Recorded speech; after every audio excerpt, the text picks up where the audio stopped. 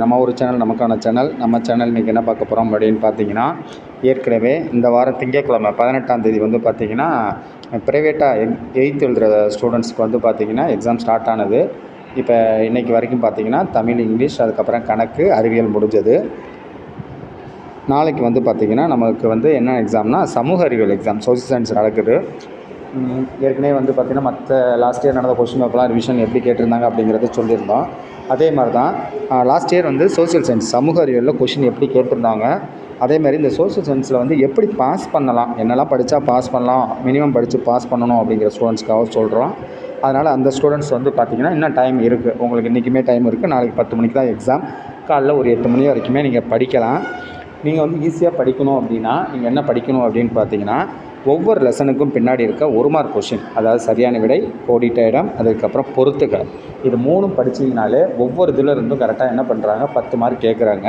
அப்போ அந்த 30 கொஷினில் குறைஞ்சபட்சம் உங்களுக்கு வந்து 24லேருந்து 25 கொஷின் புக் பேக்கு பின்னாடி இருக்க அதே கொஷினே உங்களுக்கு வந்துடும். ஒரு 2 or 3 கொஷின்ஸ் மட்டும்தான் மேபி க்ரியேட்டிவாக கேட்கலாம்.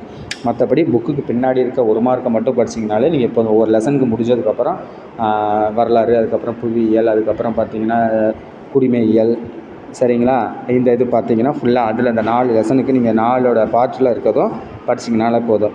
ஹிஸ்ட்ரி, ஜியாகிரஃபி, சிவிக்ஸ், எக்கனாமிக்ஸ், இந்த 4ம் என்ன பண்ணுறீங்கன்னா 4 சாப்டரில் இருக்கிற ஒவ்வொரு லெசனுக்கு உண்டான ஒவ்வொரு லெசனுக்கு முடிஞ்சதுக்கப்புறம் 1 மார்க் கொஸ்டின் கொடுத்துருப்பாங்க. அதாவது சரியான விடை, கோடிட்ட இடம், பொறுத்துக்க, இதை மட்டும் நீங்கள் படிச்சிங்கனாலே கண்டிப்பாக நீங்கள் 30 கொஷினில் ஒரு 24லேருந்து 25 கொஷின் கண்டிப்பாக நீங்கள் அட்டன் பண்ணலாம். 25 மார்க் கண்டிப்பாக வந்துடும். அதுக்கப்புறம் பார்த்திங்கன்னா கோடிட்ட இடம் இதெல்லாம் முடிச்சதுக்கப்புறம் வரைபடம், மேப் இருக்குது. மேப்பில் வந்து பார்த்திங்கன்னா ஒரு 20 மார்க் இருக்குது. மேப்பில் பார்த்திங்கன்னா 20 உலக மேப்பு, வேர்ல்டு மேப் ஒன்று இருக்குது. அதுக்கப்புறம் இந்தியா மேப் இருக்குது. அதில் வந்து பார்த்திங்கன்னா ஒரு 10-15 மார்க் இருக்குது. கிட்டத்தட்ட பார்த்திங்கன்னா 40-45 மார்க்கு. அதுக்கப்புறம் கொஞ்சம் படிச்சிங்கன்னா 50 மார்க்குக்கு வந்து பார்த்திங்கன்னா இந்த 1 மார்க் கொஷினை வச்சு உங்களுக்கு வந்துடும். ஸோ இதை நீங்கள் ப்ரிப்பேர் பண்ணாலே கண்டிப்பாக நீங்கள் பாஸ் பண்ணுறது கண்டிப்பாக பாஸ் பண்ணிக்கலாம். இப்போ லாஸ்ட் இயர் கேட்ட கொஷினில் தான் இது காமிக்கிறோம். லாஸ்ட் இயர் கேட்ட சோஷியல் சயின்ஸில் வந்து பார்த்திங்கன்னா ஃபஸ்ட்டு ஒரு 10 கொஷின் வந்து பார்த்திங்கன்னா 1 மார்க் கொஷின், அதுவும் சூஸ் த கரெக்ட் ஆன்சர். இதில் வந்து கரெக்டான ஆன்சர், சரியான விடையை மட்டும் பார்த்திங்கன்னா 10 கொஷின் இருக்குது. இது எல்லாமே புக்குக்கு பின்னாடி இருக்க கொஷின் தான். ஒரு லெசனுக்கும் பின்னாடி இருக்குது பார்த்திங்களா, அந்த கொஷின் தான். அதனால் புதுசாக எதுவுமே இல்லை. நீங்கள் இதை வச்சு நீங்கள் பார்த்துக்கலாம்.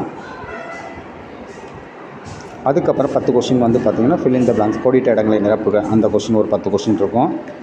அதுக்கு 10 கொஷினுக்கு வந்து அதுக்கு ஒரு 10 × 1 10 மார்க்கு, மொத்தம் 20 மார்க் ஆச்சு. இது புக்குக்கு பின்னாடி இருக்க லெசனுக்கு பின்னாடி இருக்கிறத படித்தாலே ஓகே. அதுக்கப்புறம் பொறுத்துக்க, நம்ம புக்கில் செலக்டிவாக தான் பொறுத்துக்க இருக்குது. அதில் இருக்கிற பொறுத்துக்க, செலக்டிவாக இருக்க பொறுத்துக்க ஃபுல்லாகவே நீங்கள் படிச்சுக்கிட்டிங்கனாலே இங்கே இதை பொறுத்துக்க பொறுத்த வரைக்கும் இங்கே பார்த்தாலே தெரியும். அதில் 10 கொஷின் இருக்குது அப்படின்னா 10 கொஷினுமே வந்து பார்த்திங்கன்னா 4 பார்ட்லேருந்து கேட்டிருப்பாங்க.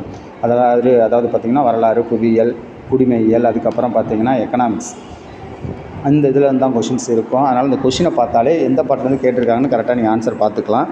ஸோ அதுவும் நீங்கள் இதில் பார்த்துக்கலாம். அதுக்கப்புறம் குறுகிய வினா, சிறுவினா இருக்குது. சிறுவினா சொல்கிற மாதிரி ஹிஸ்ட்ரி, அதுக்கப்புறம் ஜியாகிரஃபி, எக்கனாமிக்ஸ், அதுக்கப்புறம் பார்த்திங்கன்னா சிவிக்ஸ், எல்லாத்துலேயுமே வந்து பார்த்திங்கன்னா இருக்குது. இதில் கொஞ்சம் நீங்கள் என்ன பண்ணிக்கலாம் அப்படின்னா, ஜென்ரல் கொஷின்ஸ் ஏதாவது இருந்துச்சு அப்படின்னா கொஞ்சம் நீங்கள் அட்டன் பண்ணி வச்சிங்கன்னா ஏதோ மார்க் உங்களுக்கு கிடைக்கிறதுக்கு வாய்ப்பு இருக்குது. பார்த்திங்கன்னா இந்த ஜியாகிரஃபியை பொறுத்த வரைக்கும் பார்த்திங்கன்னா அதில் தான் ஜென்ரல் கொஷின் இருக்கும். இப்போ வந்து மண்வள பாதுகாப்பு, இந்த இதெல்லாம் கேட்குறாங்களோ, இதெல்லாம் ஜென்ரல் கொஷின் தான். நீங்கள் வந்து ஓரளவுக்கு எழுதினாலே ஃபுல் மார்க் இல்லாட்டியும் கண்டிப்பாக மார்க் கிடைக்கும். அதுக்கப்புறம் சிவிக்ஸ் அண்டு எக்கனாமிக்ஸ், இதுலேயும் கொஷின் இருக்குது, 2 மார்க் கொஷின்ஸு, நீங்கள் அதை அட்டன் பண்ணிக்கலாம். அதுக்கப்புறம் 5 மார்க் கொஷின் ஒரு 6 கொஷின் கேட்குறாங்க. 6 × 30 கொஷின். அதில் வந்து எய்தர் ஆர் டைப், ஏதாவது வந்து பார்த்திங்கன்னா ஏதாவது ஒரு கொஷின், 6 கொஷினில் எய்தர் ஆர் ஏபி 2 கொடுத்துருப்பாங்க, ஏதாவது நீங்கள் 1 எழுதினா போதும். இதில் ஏதாவது ஈஸியாக ஜென்ரலாக இருக்கிற கொஷின் இருந்துச்சு அப்படின்னா நீங்கள் என்ன பண்ணிக்கலாம் அப்படின்னா ஜென்ரல் கொஷின் எழுதலாம். ஃபார் எக்ஸாம்பிள் இதில் பார்த்திங்கன்னா நிலச்சரிவுக்கு காரணங்கள் குறித்து விரிவான விளக்கம் தருகன்னு இருக்குது. இது வந்து ஜென்ரல் கொஷின். நீங்கள் ஜென்ரல் கொஷின் இதை ஏதாவது கொஞ்சம் எழுதுனீங்கனாலே 5 மார்க் இல்லைனா கூட ஏதோ மார்க் கிடைக்கிறதுக்கு கண்டிப்பாக வாய்ப்பு இருக்குது. ஸோ அதை நீங்கள் பண்ணிக்கலாம். தொழிலகங்கள், ஃபேக்ட்ரி, இதை பற்றியுமே இண்டஸ்ட்ரீஸ் பற்றியுமே கேட்டிருக்காங்க. நீங்கள் அதை கூட நீங்கள் என்ன பண்ணிக்கலாம், ஜென்ரலாக எழுதிக்கலாம். அதேமாரி உயர்நீதிமன்றம், உச்சநீதிமன்றம், அதோட டீட்டெயிலும் கொஞ்சம் கேட்டிருக்காங்க. இதெல்லாம் ஜென்ரலாக படிக்கிறது. இதில் ஏதோ கொஞ்சம் நீங்கள் எழுதி வச்சாலுமே என்ன பண்ண முடியும் அப்படின்னா மார்க் வந்து ஸ்கோர் பண்ண முடியும். அதுக்கப்புறம் டைம்லைன் கொடுத்துருக்காங்க. டைம்லைன் ஏற்கனவே சொன்ன மாதிரி இதுலேயுமே உங்களுக்கு 5 டைம்லைன் இருக்குமா. டைம்லைன் அப்படிங்கிறது என்ன அப்படின்னா, ஒரு பர்டிகுலராக ஏதாவது வருஷத்தில் நடந்த ஒரு விஷயத்த சொல்லுவாங்க. அதை வந்து நம்ம என்ன பண்ணணும், கிராஃபில் வந்து குறித்து காட்டணும். அது வந்து வருஷம் தெரிஞ்சுன்னா நீங்கள் வருஷம், ஃபார் எக்ஸாம்பிளுக்கு பார்த்தீங்கன்னா இந்தியா இண்டிபெண்டன்ஸ் ஆஃப் டே அப்படின்னு சொல்கிறப்போ 1947.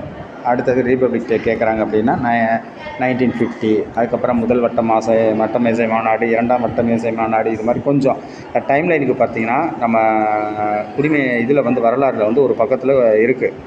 அதில் இருக்கிற நீங்கள் காலக்கோடு மட்டும் படிச்சுட்டு போனீங்களா, டைம்லைன் காலக்கோடு அதை மட்டும் நீங்கள் கொஞ்சம் பார்த்துட்டு போனால் கூட கண்டிப்பாக இதில் ஒரு 5 கொஷினுக்கு நீங்கள் என்ன பண்ணலாம், ஆன்சர் பண்ண முடியும். 5க்கு ஒரு 2ஓ 3ஓ நீங்கள் பண்ணலாம், அதனால் ஒன்றும் ப்ராப்ளம் இல்லை. இப்போ ஏற்கனவே 30 ஆச்சு, இது ஒரு 5 35 மார்க்கு. அதுக்கப்புறம் பார்த்தீங்கன்னா இந்திய வரைபடத்துக்கு ஒரு 5 மார்க்கு. அப்போ இதோட சேர்த்து 40 ஆச்சு.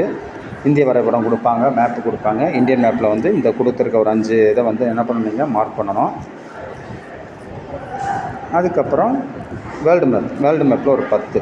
இந்த 10 நீங்கள் எடுத்தீங்கன்னா மொத்தம் அவங்க பார்த்தீங்கன்னா ஒரு 20 ப்ளஸ் ஒரு 30 50 மார்க் வந்து பார்த்தீங்கன்னா உங்களுக்கு 1 மார்க் கொஷினே இருக்குது. அதுக்கப்புறம் இந்த சிறுவினா, அப்புறம் ஜென்ரல் கொஷினை இதெல்லாம் நீங்கள் அட்டன் பண்ணாலே உங்களுக்கு வந்து ஒரு 50லேருந்து ஒரு 60 மார்க் கிடைக்கிறதுக்கு நல்ல வாய்ப்புகள் இருக்குது. ஆனால் கண்டிப்பாக என்ன பண்ணிக்கலாம், சோஷியல் சயின்ஸை பொறுத்த வரைக்கும், சமூக அறிவியலை பொறுத்த வரைக்கும் கண்டிப்பாக எல்லாருமே பாஸ் பண்ணிடலாம். இதில் ஃபெயில் ஆகிறதுக்கு வாய்ப்பே இல்லை. ஸோ இதில் இருக்க கொஷினை கொஞ்சம் நீங்கள் ரிவிஷன் பண்ணிக்கலாம். ஏற்கனவே சொல்லியிருக்க மாதிரி தான் உங்களுக்கு இந்த ப்ரைவேட்டாக 8th எழுதுகிற ஸ்டூடெண்ட்ஸ்க்கு ஒரு வாட்ஸ்அப் குரூப் இருக்குது. அதில் வந்து கொஷின் பேப்பர் வந்து ப்ரீவியஸ் கொஷின்லாம் இப்போ நானும் போட்டிருக்கேன். அதுக்கப்புறம் ஸ்டூடெண்ட்ஸ் சேர்ந்தவங்களும் அவங்களுக்கு கிடைச்ச மெட்டீரியலை வந்து அதில் ஷேர் பண்ணியிருக்காங்க. சப்போஸ் யாராவது ஸ்டூடெண்ட்ஸ் தேவை அப்படின்னா அந்த வாட்ஸ்அப் குரூப்போட லிங்க் வந்து இந்த வீடியோக்கு டிஸ்கிரிப்ஷன் கீழே இருக்குது. நீங்கள் அதை ஜாயின் பண்ணிக்கிங்க. மற்ற ஸ்டூடெண்ட்ஸோ நாங்களோ ஏதாவது மெட்டீரியல் இருந்துச்சா அது உங்களுக்கு யூஸ்ஃபுல்லாக இருக்கும், நீங்கள் எடுத்து படிச்சுக்கலாம். தேங்க்யூ ஃபார் வாட்சிங். நாளைக்கு வந்து பார்த்திங்கன்னா லாஸ்ட் எக்ஸாம், நாளையோட உங்களுக்கு எக்ஸாம் முடிகிறதுனால கொஞ்சம் நல்லா ப்ரிப்பேர் பண்ணிட்டு எழுதுங்க. தேங்க்யூ ஃபார் வாட்சிங். நீங்கள் எழுதி இந்த இது பாஸ் பண்ணிட்டீங்கன்னா இப்போ வர இதிலே பார்த்தீங்கன்னா மார்ச் மாதமே இந்த ரெகுலர் ஸ்டூடெண்ட்டோட நீங்கள் என்ன பண்ணிக்கலாம், 10th எழுதிக்கலாம். ஸோ அதனால் 10th எழுதணும் அப்படிங்கிற ஒரு இதோட நீங்கள் இன்டென்ஷனோட என்ன பண்ணிட்டீங்கன்னா படிங்க. ஏன்னா 10th நடக்கிறப்ப நம்ம 8th எக்ஸாம் நடக்காது. அதனால் இந்த 8th பாஸ் பண்ணிட்டாக்கா டைரெக்டாக நீங்கள் என்ன பண்ணிக்கலாம், 10th எழுதலாம். 10th ரெண்டு டைம் நீங்கள் எழுதுறதுக்கு பாசிபிள் இருக்குது. ஸோ அதனால் ஸ்டூடெண்ட்ஸ் யாராவது நீங்கள் கரெக்டாக நீங்கள் படித்து ப்ரிப்பேர் பண்ணிக்கோங்க. தேங்க்யூ ஃபார் வாட்சிங். இதில் ஏதாவது டவுட் ஏதாவது இருந்துச்சுன்னா நீங்கள் கேட்டுக்கலாம். தேங்க்யூ.